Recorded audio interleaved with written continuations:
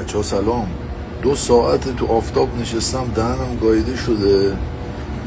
صحبت هایی که برای شما می‌نویسم مثلا میخوام کفشامو برعکس بپوشم، اشتباهی میخوام عینک برعکس بزنم دیگه. سنم داره از این به بالاتر داره ترسناک میشه. میخوام بچه باشم آقایون.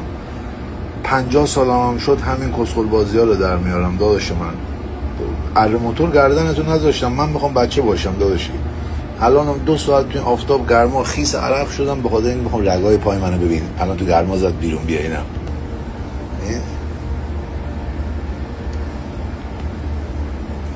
40 سال سن منو به رگ بگیرم.